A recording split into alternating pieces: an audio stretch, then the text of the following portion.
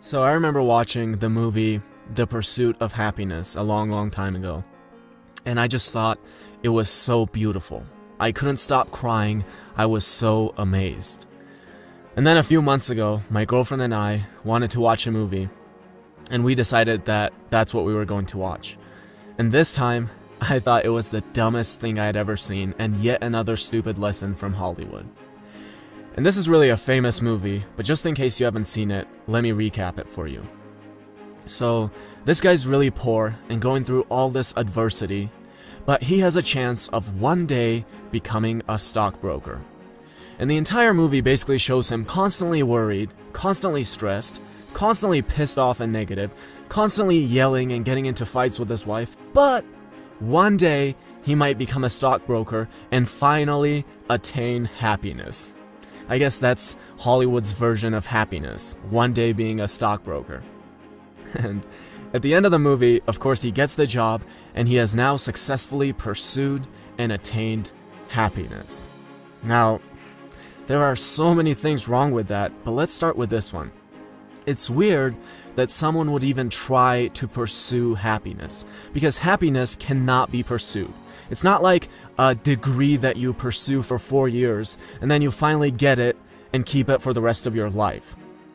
It's more like a birth certificate that just comes with you. It's in your house, you just have to find it. It doesn't depend on how big or small your house is, it's in there. So my first favorite idea from the book is happiness cannot be pursued, and to keep this from getting esoteric, let me tell you a story. So I remember when I was about 7 or 8, my parents left me with my grandma. And we never really had food at home. And I don't mean that in the Western sense of there's nothing that I like in the fridge. No, it was like there's nothing in the fridge that can be consumed as calories. And my grandma's only source of income was her pension. And I remember it was 13 lari, which is about $6 or $7. And sometimes they wouldn't even bring her that. Now, there was also a little bakery at the end of the street, and they had this little pastry that I really liked. And it cost 20 tetri, which is about 10 cents. But most of the time, I didn't have money to go buy it. So I was out on the street a lot with other kids, and I soon figured out that there was this lemonade store. And they'd give you 5 tetri if you brought them an empty lemonade bottle. And I remember I'd wake up every day, and I would go looking for bottles on the streets. Now, it was pretty hard to find those bottles, but if I found 4 bottles, that would mean I could bring them to the lemonade store and get 20 tetri for them. And I remember how I was just the happiest kid alive.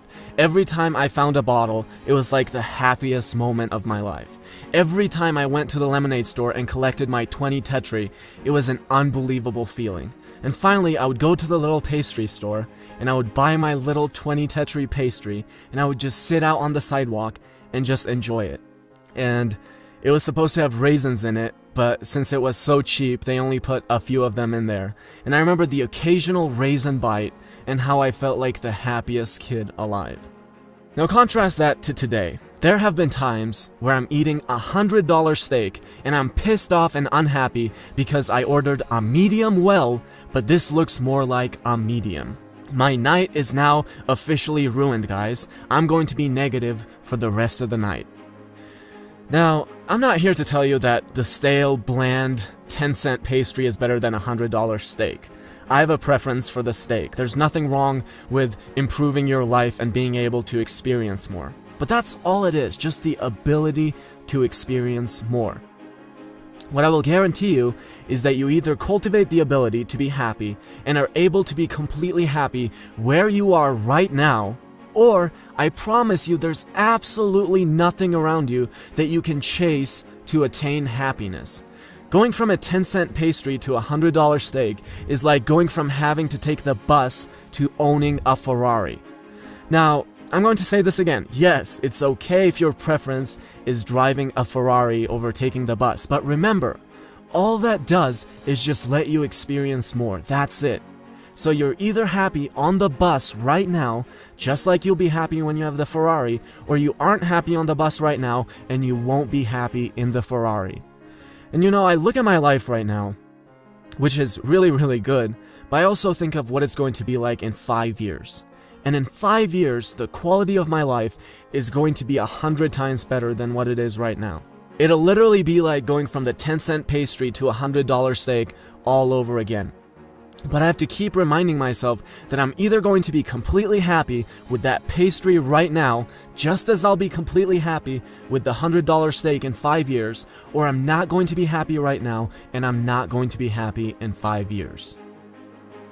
My second favorite idea is that there's a stimulus, which is what happens to you and you can't control, and then there's a response, which is what you do about it, which you have full control over. But we treat the response like we have no control over it. It's just completely automatic for most people. Something bad happens to you, you automatically get pissed off. But the reality is, you don't have to. You have complete control over it. Doesn't matter what kind of stimulus you're presented with, no one can ever take away the ability for you to choose whatever response you like.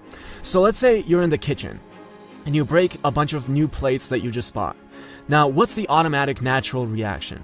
Getting pissed off, right? You have to clean it up now. Plus you broke a bunch of plates that you just bought. Or, what could be your other response?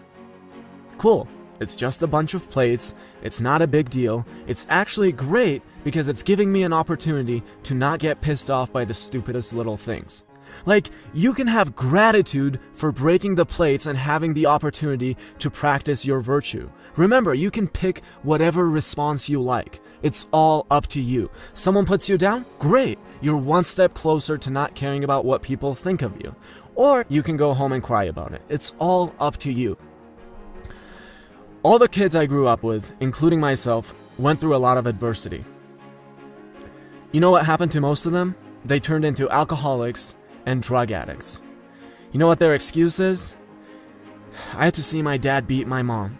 My parents never had time to take care of me. I was so poor, I had no opportunity. You know what my reason is for the very humble accomplishments I have at 22 years old? The exact same thing.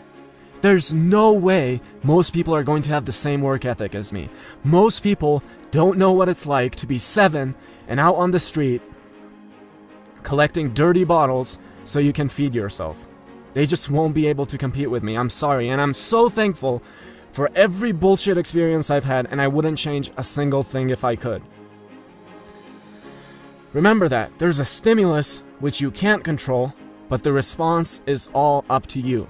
Step in between that gap and realize that everything can be taken away from you, but one remaining thing, and that is the freedom to choose.